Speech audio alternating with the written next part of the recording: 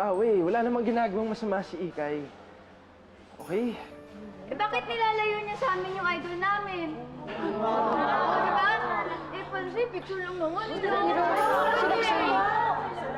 Tayo naman ito eh.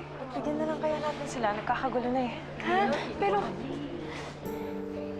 Parang ano pinupulong-pulong mo dyan kay Katie? Siguro gusto mo na naman nilayo si Hero, no? Kontrabida ka talaga eh. Papapapit naman ako eh. Hey, what's happening here?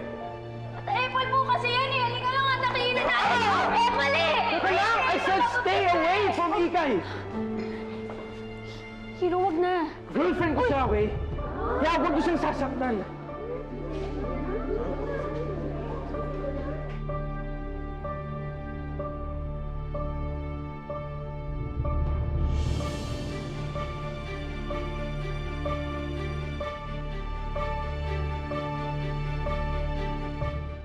Wait, gusto kayo ni Ikay? Ibig sabihin hindi totoo yung sa inyo ni Roxanne? Hindi pwede yun. Joke! Naliloko ka kayo ni Basti. Siyempre sila ni Katie, no? Oo nga. Walang biro talaga ito si Basti. Oo. Kasi ba't naliloko yung mga fans mo? Niniwala sa'yo yan? Yan, akala na. Tama, joke. Akala ka na naman, totoo na. Ang galing-galing mo talaga umarte.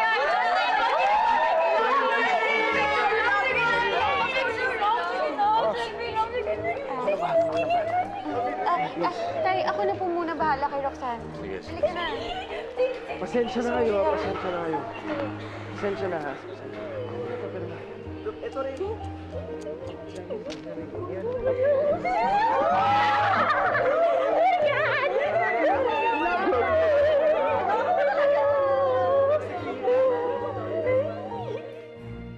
Kayong dalawa, pumayag ako sa relasyon ninyo sa kondisyon na hindi maapektuhan ng MMI. Kita niyo naman yung mga fans ninyo kanina. Ikay, sila yung tumatangkilik sa vlog mo. Basti, sila rin naman yung sumusuporta dun sa love team ninyo ni Roxanne. Alam ba ninyong dalawa na nag-iipon pa ng pera yung mga taong yon para lang makabili ng MMI phones at masubaybayan yung ginagawa mong kwento? Oh, pagkatapos sila pa ba yung di-disappoint ninyo? As for you, Basti, all the while I thought you wanted to nurture your father's legacy. Eh, bakit kanina napaka-careless mo nung sinabi mong kayo na ni Ikay?